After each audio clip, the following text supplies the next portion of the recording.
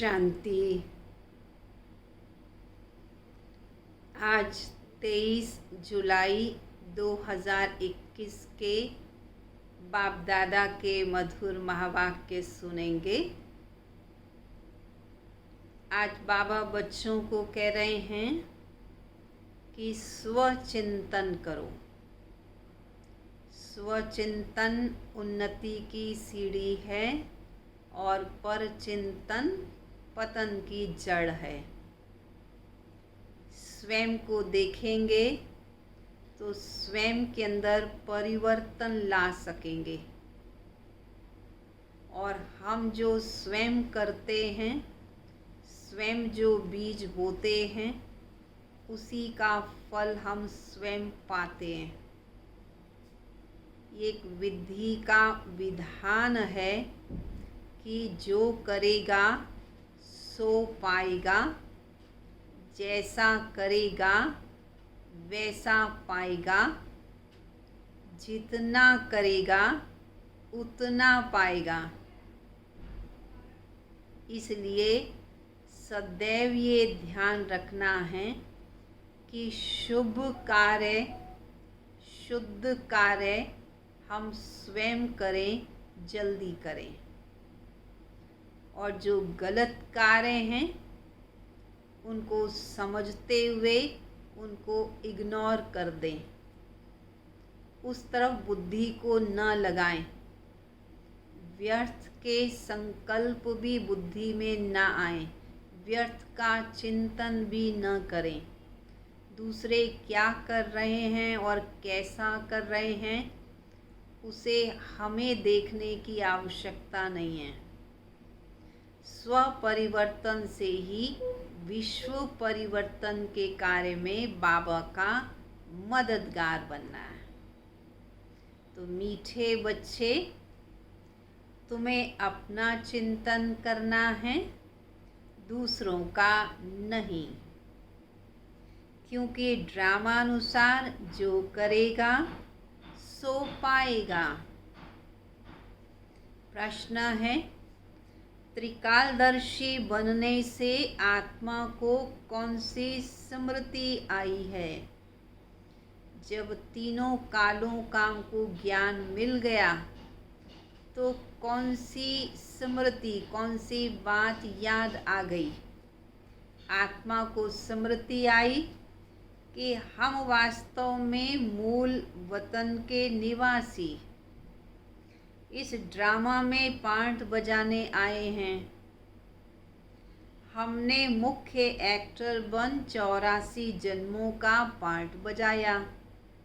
अभी बाप के सम्मुख हैं और फिर बाप के साथ घर जाएंगे। पावन बनकर घर जाना है, फिर सुखधाम में आना है। ये सारा ज्ञान कब मिला? जब हम त्रिकालदर्शी बने। तो ये सारा खेल भारत पर ही बना हुआ है।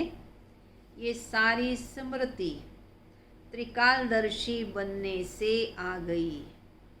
तो अब हमें अपना पाठ सबसे श्रेष्ठ बजाना है। गीत सुना सभी ने? कौन सा गीत सुना? मरना तेरी गली में, जीना तेरी गली में। ठीक है, ये याद रखना है पक्का कि सुख हो या दुख हो, खुशी हो या गम हो, परंतु बाबा का हाथ कभी भी नहीं छोड़ना है। निश्चय बुद्धि बनकर रहना है। ओम शांति। ये गीत किसने गाया? बच्चों ने ही गाया, हम सभी ने गाया। क्या कहते हैं बच्चे? बाबा, अभी तो आपके गले का ही हार बनना है। ये शरीर तो यहाँ ही छोड़ देना है। बच्चे जानते हैं शांति धाम व निर्वाण धाम में बाप और हम बच्चे आत्माएं रहते हैं। अब बाप घड़ी घड़ी कहते हैं अपने को आत्मा निश्चय करो। तुम जानते हो हम आत्माएं बाप के साथ निर्वाण धाम में रहने वाले थे। हमारा परमानेंट घर तो परम धाम ही है। फिर ये शरीर धारण कर 84 जन्मों का चक्कर लगाया। बच्चे जानते हैं हम बरोबर परम धाम के निवासी हैं। अब फिर बाबा आए हैं। तुम बैठे हो, देखते हो, बाबा सामने बैठे हैं। इस दुनिया में लौकिक शरीर के संबंध हैं। हम तो असल आत्माएं थी, फिर लौकिक संबंध में सुख का और दुख का जीवन बिताया। अभी तुम आत्माएं त्रिकालदर्शी बनी हो। बाप भी तीनों कालों, तीनों लोकों को जानने वाला है। तुम भी जानते हो नंबरवार पुरुषार्थ अनुसार। पढ़ाई की याद तो सदा रहनी चाहिए ना। बाबा ने जो मैं पढ़ाया वो स्मृति तो पढ़ाई की सदा रहनी चाहिए। टीचर को भी याद रखना है, पढ़ाई को भी याद रखना है। अभी तुम्हें स्मृति आई है। बाबा ने समझाया तुम मूल वतन में रहने वाले हो। अभी तुम त्रिकालदर्शी बने हो। तुम जानते हो इस ड्रामा के हम मुख्य एक्टर्स हैं। सारे ड्रामा की नॉलेज तुम्हारी बुद्धि में अब है। स्मृति आई है। हम आधा कल्प सुख धाम में रहते हैं। वहाँ रावण तो होता ही नहीं, दुख की कोई बात होती ही नहीं। हम आत्माएं पूरे 84 जन्मों का चक्कर लगाती हैं। अभी हम बाप के सम्मुख बैठे हैं। आपकी श्रीमत पर चल, हम आपके साथ घर चलेंगे। अब हम बाबा को ये कहते हैं कि बाबा अभी हम आपकी श्रीमत पर चलेंगे, आप समान पावन बनेंगे, फिर आप हमें अपने साथ घर ले चलना। जितना हो सके आपको याद करेंगे। तुम बच्चों को सारा दिन यही ख्याल में रहना चाहिए, कैसे ज़्यादा से ज़्यादा हम बाबा को याद करें, यही ख्याल रहना चाहिए। जबकि त्रिकालदर्शी बने हो, ऊंचे ऊंचे भगवान, तो उनके साथ तुम बच्चे भी, तुम भी तो कम नहीं हो, तुम भी ऊंच से ऊंच रहने वाले हो। अभी तुम बच्चों को घर की याद आई है। हम पवित्र बन अपने परम धाम घर जाएंगे। बाप शिव की पूजा करते हैं। शिव बाबा की हम भक्त लोग पूजा करते हैं। फिर शालिग्रामों की भी पूजा करते हैं। बाप ही आकर आत्माओं को पावन बनाते हैं। तो जो आत्माएं पावन बनती हैं उनकी शालिग्रामों के रूप में पूजा होती है। आत्माओं को पवित्र बनाने वाला एक ही बाप है, और कोई तो बना नहीं सकता, और किसी में तो ताकत नहीं है, क्योंकि जो स्वयं पावन नहीं है दूसरे को पावन वो बना नहीं सकता। अभी तुम सारे ड्रामा के खेल को जान चुके हो, समझते हो। भारत पर ही सारा खेल बना हुआ है। तो अब तुम बच्चों को बाप सम्मुख बैठकर समझाते हैं। हर एक जीव की आत्मा जानती है बाबा ज्ञान का सागर है। उनको भक्ति मार्ग में बुलाते आए हैं और प्रतिज्ञा भी करते आए हैं। उनको बुलाते तो कहते हैं हे पतित पावन आओ, फिर साथ में प्रतिज्ञा क्या कर देते हैं कि जब आप आओगे तो हम आप पर बलिहार जाएंगे, आपकी मत पर ही चलेंगे। तो यह कोई लौकिक संबंध की बात नहीं है। लौकिक पिता को ऐसा नहीं कहते जब आप आओगे, वे लौकिक पिता तो साथ में होते ही हैं, लेकिन ये परम पिता को कहते हैं जब आप आओगे तो फिर हम आपकी ही श्रीमत पर चलेंगे। तुमको देही अभिमानी बन ये ख्याल करना है कि हमको एक बेहद के बाप की श्रीमत पर चलना है। ये बुद्धि में कब आएगा? जब देही अभिमानी होंगे, उनका ही मानना है। वह तो बहुत सहज समझाते हैं। तुम्हारा अब तीसरा नेत्र ज्ञान का खुल गया है। ये ज्ञान तुमको यहाँ पर है। मूल वतन में बाप और बच्चे रहते हैं।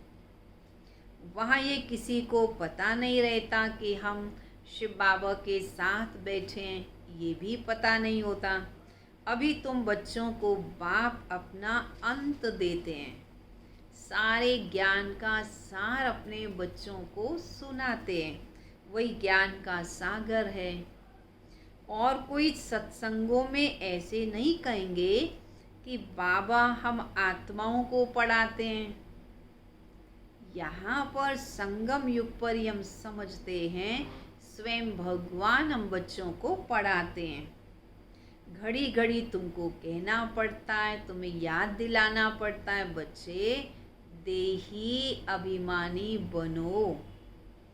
आत्मा इस ड्रामा में एक्टर है, पार्ट बजाती है, तो एक्टर को हमेशा स्मृति रहती है मुझे बेस्ट एक्टिंग करनी है।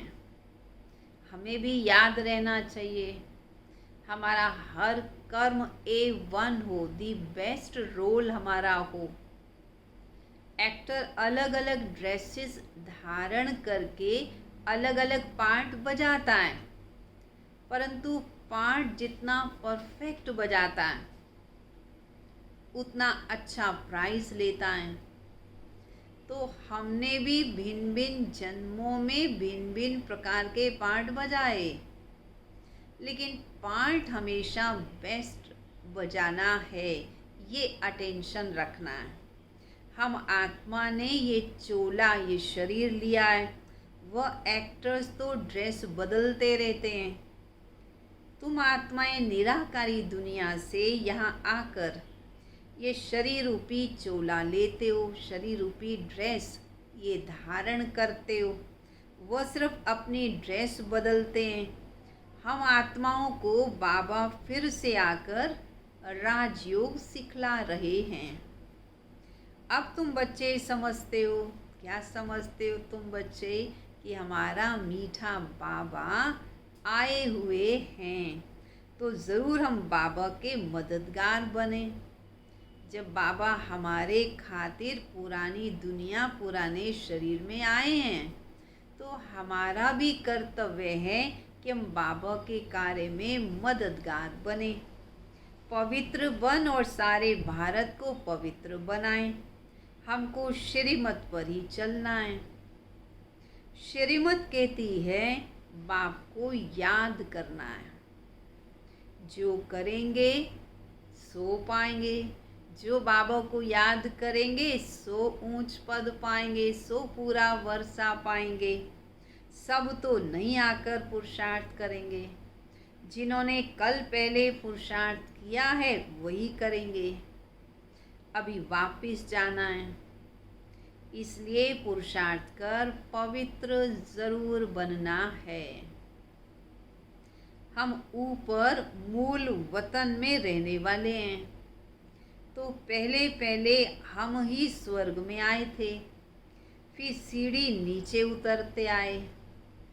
तो बाप समझाते भी भारतवासियों को ही हैं। भारत में ही आते हैं, याद भी भारत में करते हैं भगवान को कि आकर हमें पावन बनाओ, हमें दुखों से छुड़ाओ, शरीर धारण कर हमको श्रेष्ठ कर्म सिखलाओ। अब शरीर का नाम भी गाया हुआ है। किस शरीर में आते हैं? उसे भाग्यशाली रथ कहते हैं। बाप भी कहते मैं साधारण तन में प्रवेश करता हूँ। तुम बच्चों को स्मृति आई है, बरोबर 5000 वर्ष पहले भी बाबा ने यही कहा था और कोई भी ये बात बता नहीं सकते। बाप भी कहते हैं 5000 वर्ष पहले भी मैंने इस शरीर में आकर तुमको समझाया था। अब फिर तुम बच्चों को कहता हूँ, अब फिर से तुम बच्चों को कहता हूँ, आत्म अभिमानी बनो। जैसे नाटक वालों को मालूम रहता है ना कि हम कौन सी ड्रेस पहनकर क्या क्या पार्ट हमको बजाना है, उनको ज्ञान रहता है, याद रहता है। परंतु वो तो हैं देह अभिमानी, देह अभिमान के वश अपना पार्ट प्ले करते हैं।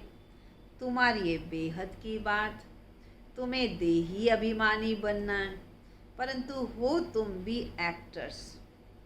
हम असल में आत्मा ही हैं। अभी हमारा पाठ पूरा होता है।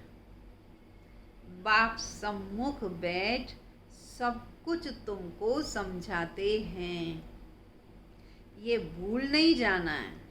बाबा जो बच्चों को समझा रहे हैं, बच्चों को याद रखना है, भूलना नहीं है। माया कितने भी विघ्न डाले, बाप समझाते बच्चे तुमको कोई भी विकर्म नहीं करना है। भले माया कोशिश करेगी विकर्म कराने की, कर्म इंद्रियों में चंचलता लाने की, परंतु बाबा कहते तुम्हें कर्म इंद्रियों के वश नहीं हो जाना। मनसा तूफान भले बहुत आएंगे और अपनी परीक्षा खुद भी लेनी होती है। हमारी कर्म इंद्रियां चलायमान तो नहीं होती, ये अपने आप को चेक करना है। हम काम को जीत सकते हैं। तुम्हारे लिए तो बहुत सहज है। क्यों सहज है? क्योंकि आत्मा का ज्ञान है, परमात्मा से शक्ति लेते हैं। हम आत्मा एक बाप के बच्चे हैं, बाप से योग लगाना है। कर्मेंद्रियों में चलायमानी होना, ये तो देह अभिमान हुआ ना। तुमको किसी से डरना भी नहीं है, निर्भय बनना है। कभी भी कहीं जाओ तो साक्षी होकर हरे के पाठ को देखो, डरने की तो बात ही नहीं है। हम तो आत्मा हैं। इस खेल को तुम पूरा जान गए हो। ऊंच से ऊंच बाप है, ये बुद्धि में आया है। उनको बिंदी कहा जाता है। निराकारी दुनिया में आत्माओं का झाड़ है।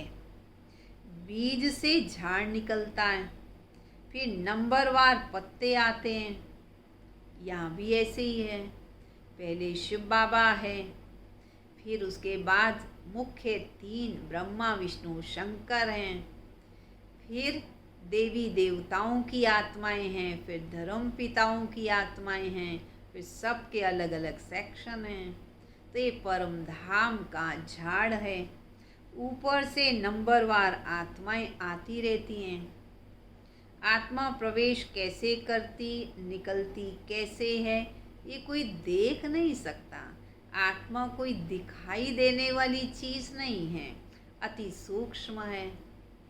अब बाप समझाते तुम्हारी आत्मा पतित हो गई है, उनको पावन बनाओ। इन द्वारा बाप बैठ समझाते हैं। बाप तो कर्मेंद्रियों से बात करते हैं ना। ब्रह्मा का मुख आधार लेते हैं, ब्रह्मा के मुख द्वारा सुनाते हैं, ब्रह्मा के कानों द्वारा सुनते हैं। तो कर्मेंद्रियों का आधार तो लेना पड़ता है। आत्मा बिंदी इसमें नहीं होती तो कर्मेंद्रियां कुछ नहीं कर सकती। इतनी छोटी बिंदी पर है कितनी पावरफुल। उनमें पूरी नॉलेज है। बाप ज्ञान का सागर है जो तुमको बैठ समझाते हैं। उनमें सारा ज्ञान है।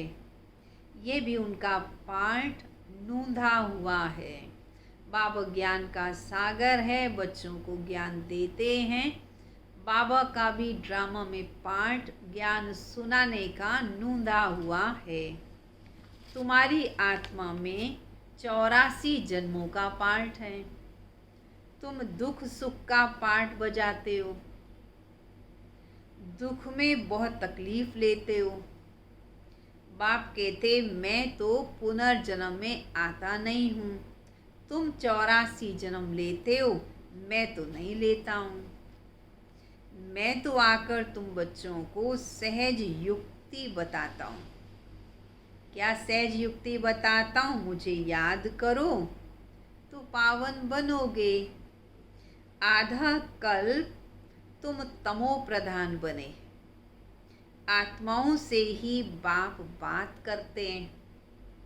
शरीर के ऑर्गन्स पहले छोटे होते हैं फिर बड़े होते हैं। आत्मा तो छोटी बड़ी नहीं होती है, आत्मा ही कहती है हे पतित पावन आओ। आत्मा बाप को पुकारती है। बाप कहते मैं कल्प कल्प आता हूँ तुम पतितों को पावन बनाने। ये मेरा कार्य है, ये मेरी ड्यूटी है। अभी तुम जानते हो आत्मा कैसे पार्ट बजाने आती है। मनुष्य तो बहुत माथा मारते हैं, कोशिश करते हैं आत्मा को देखने की, परंतु देख तो नहीं सकते हैं। भले कई एक्सपेरिमेंट किए गए आत्मा को देखने के लिए, परंतु कोई भी देख नहीं पाया। आत्मा है अति सूक्ष्म। छोटी सी आत्मा में कितना बड़ा पार्ट नूंदा हुआ है। जैसे बीज में सारा ज्ञान है, वह तो बीज होते हैं जड़। जैसे बड़ का झाड़ होता है, अब उसका भी बीज तो छोटा होता है, और बड़ का वृक्ष तो कितना बड़ा होता है। कलकत्ता में बड़ का वृक्ष है, उसे दूर दूर से देखने के लिए लोग जाते हैं, क्योंकि उस वृक्ष का विस्तार बहुत है, परंतु बीज तो छोटा ही होता है ना। वैसे ही इस सृष्टि का रचिता बीज शिव बाबा अति सूक्ष्म है, और बाकी सारी उनकी रचना।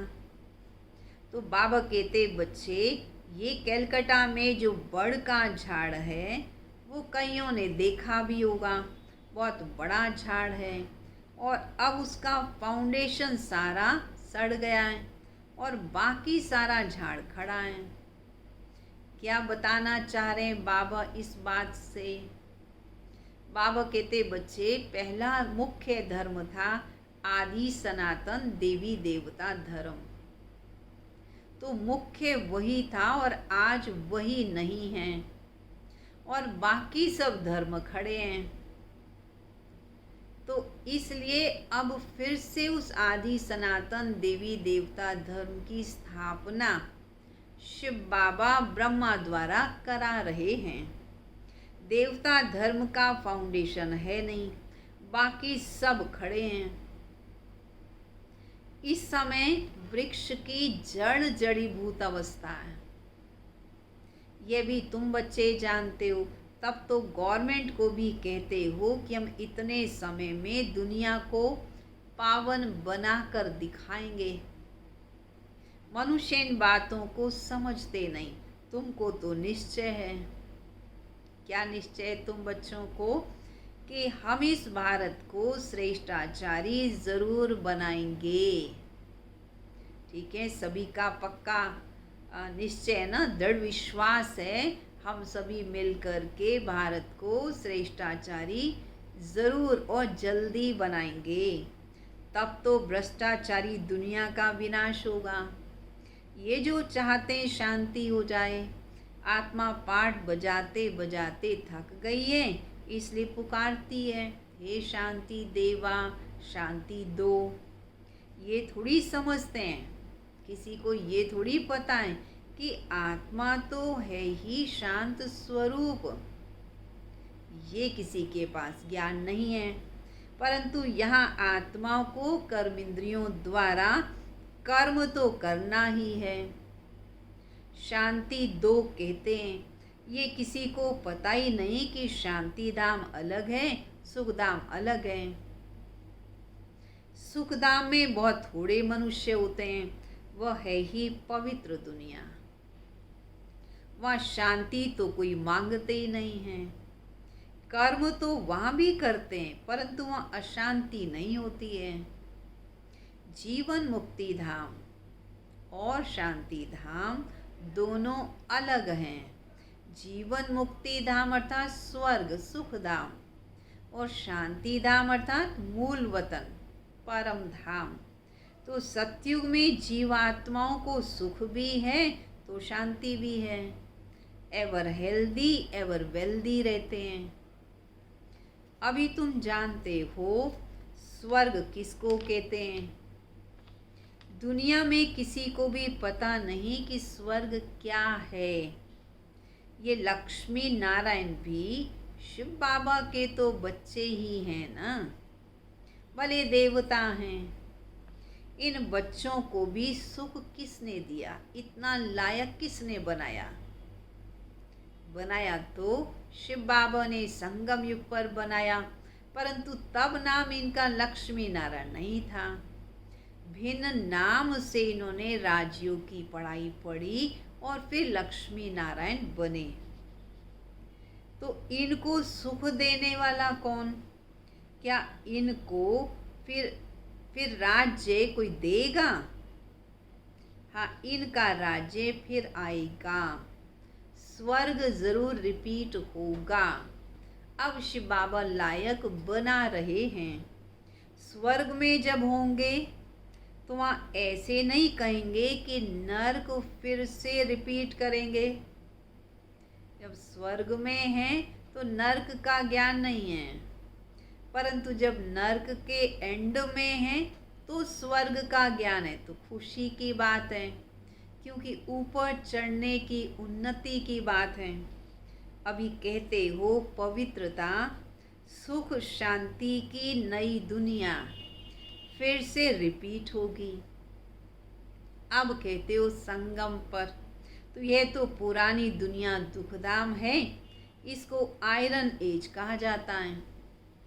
नई दुनिया भी तो थी, उसे स्वर्ग कहते हैं। ये ज्ञान तुम्हारी बुद्धि में है।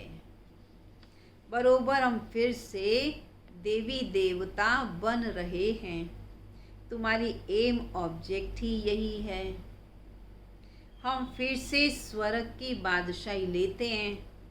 बेहद के बाप से वर्षा तो ज़रूर लेंगे ही। ये अच्छी रीति याद करना है। हम आत्माएं वहाँ रहती हैं, फिर हम यहाँ आए हैं पाठ बजाने। रहने वाली तो हम परम धाम की हैं। अब स्मृति मिली है कि हम 84 जन्म कैसे लेते हैं। बाप समझाते भी, तुम ब्रह्मा मुख वंशावली ब्राह्मणों को हैं। ब्राह्मण बनने बिगर, प्रजापिता ब्रह्मा का बच्चा बनने बिगर शिव बाबा से वर्षा कैसे लेंगे? प्रजापिता ब्रह्मा तो मशहूर है। ब्रह्मा द्वारा नई दुनिया की स्थापना होती है, तो नई दुनिया का राज्य भी जरूर उनको ही मिला होगा। 5000 वर्ष पहले भी ब्रह्मा द्वारा विष्णुपुरी की स्थापना की थी। अब फिर रिपीट होगा। उसके लिए तुम तैयारी कर रहे हो। उस दुनिया में जाने के लिए तुम बच्चे तैयारी कर रहे हो। कई बच्चे पूछते हैं ड्रामा को बड़ा माने या पुरुषार्थ को बड़ा माने। समझाया जाता पुरुषार्थ बड़ा, क्योंकि पुरुषार्थ से ही तो हम अपना पार्ट फिक्स करेंगे, अपना ड्रामा फिक्स करेंगे। पुरुषार्थ तो ज़रूर करना है। पुरुषार्थ बिगर प्रारब्ध कैसे मिलेगी? पूरा पुरुषार्थ करना है। कोई अच्छी रीति पुरुषार्थ करते हैं तो समझाया जाता ड्रामानुसार। इनका पुरुषार्थ अच्छा चलता है तो ज़रूर पद भी अच्छा पाएंगे। उनका पुरुषार्थ बहुत तीव्र चलता है, फिर चलते चलते कोई का कम पद भी हो जाता है। ब्राह्मणियाँ जानती हैं, ब्राह्मणियों के पास आने वाले भी जानते हैं, फलाना बहुत अच्छा चलता था, आजकल आते नहीं हैं। कहते हमारी बुद्धि में पता नहीं क्यों ये ज्ञान बैठता ही नहीं है, बाबा को हम याद ही नहीं कर सकते हैं, बस अब हम चल नहीं सकेंगे, हिम्मत हार लेते हैं। फिर सोचते हैं बड़ी मंजिल ऊंची है, बड़ा मुश्किल है ज्ञान में चलना, ऐसे ऐसे लिख देते हैं। मूल बात है क्यों मुश्किल लगता है, क्योंकि यहाँ पवित्र बनने की बात है, निर्विकारी बनने की बात है, धारणाओं की बात है, जीवन को श्रेष्ठ बनाने की बात है, तो इसलिए मुश्किल लगता है। तो मूल बात है निर्विकारी बनना, विकारों को छोड़ना मुश्किल लगता है। तुम जानते हो ड्रामानुसार कल पहले मिसल, इनकी ऐसी ही अवस्था थी, तब ऐसी है, परंतु ड्रामानुसार जिनकी अवस्था फर्स्ट क्लास थी उनकी आज भी फर्स्ट क्लास है। सब नंबरवार पुरुषार्थी हैं। हमें कौन सा पुरुषार्थी बनना है, नंबर 1 पुरुषार्थी बनना है। अच्छा, मीठे मीठे सिकिलदे बच्चों प्रति माता पिता बाप दादा का याद प्यार और गुड मॉर्निंग। रूहानी बाप की रूहानी बच्चों को नमस्ते, रूहानी बच्चों की रूहानी बाप दादा को नमस्ते नमस्ते नमस्ते। धारणा के लिए मुख्य सार, इस बेहद के खेल को साक्षी हो देखना है, किसी से डरना नहीं है। निर्भय बनने के लिए आत्मा का पाठ पक्का करना है। दूसरा, अपनी जांच करके स्वयं की परीक्षा लेनी है कि कोई भी कर्मेंद्री चलायमान न हो, काम विकार पर विजय पानी है, देही अभिमानी बनना है। वरदान,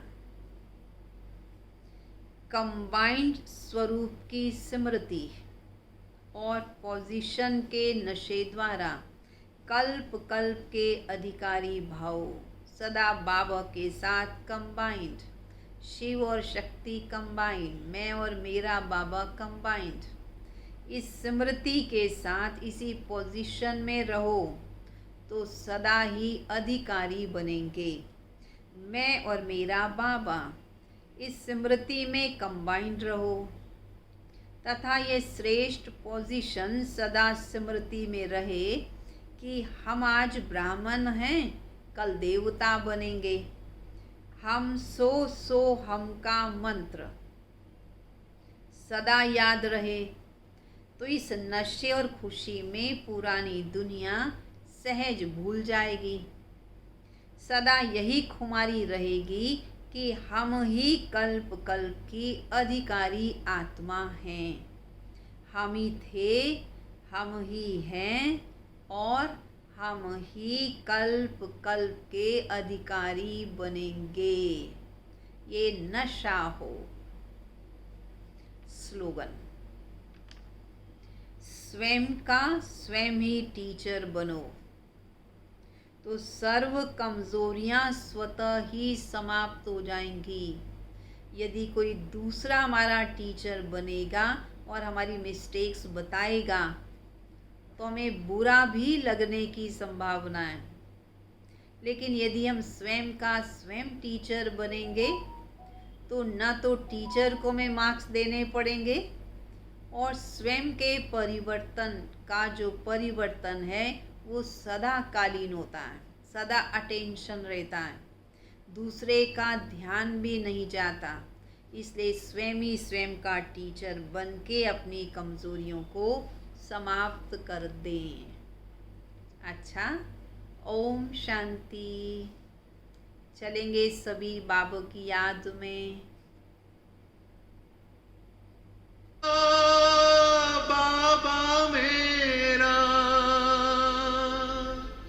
मैं बाबा का बाबा मेरा,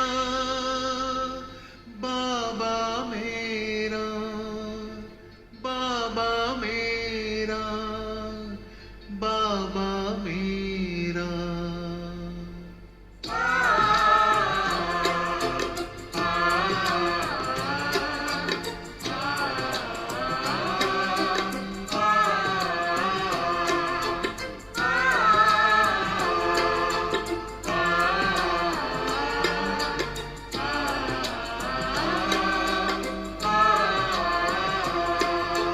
मन में इसी धुन का है बसेरा, मैं बाबा का बाबा मेरा। मन में इसी धुन का है बसेरा, मैं बाबा का बाबा मेरा। सुख शांति का मर्म सुनहरा, मैं बाबा का बाबा मेरा। मन में इसी धुन का है बसेरा, मैं बाबा का बाबा मेरा। मन में इसी धुन का है बसेरा, मैं बाबा का बाबा मेरा।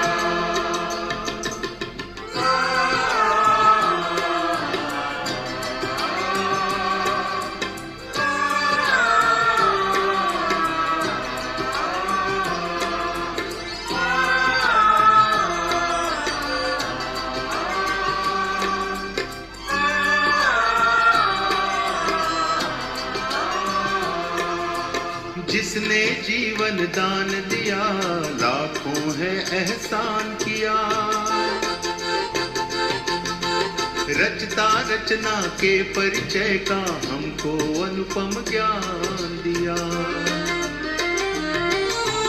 जिसने जीवन दान दिया, लाखों है एहसान किया। रचता रचना के परिचय का हमको अनुपम ज्ञान दिया। ज्योति बिंदु ने किया सवेरा, मैं बाबा का बाबा मेरा। ज्योति बिंदु ने किया सवेरा, मैं बाबा का बाबा मेरा।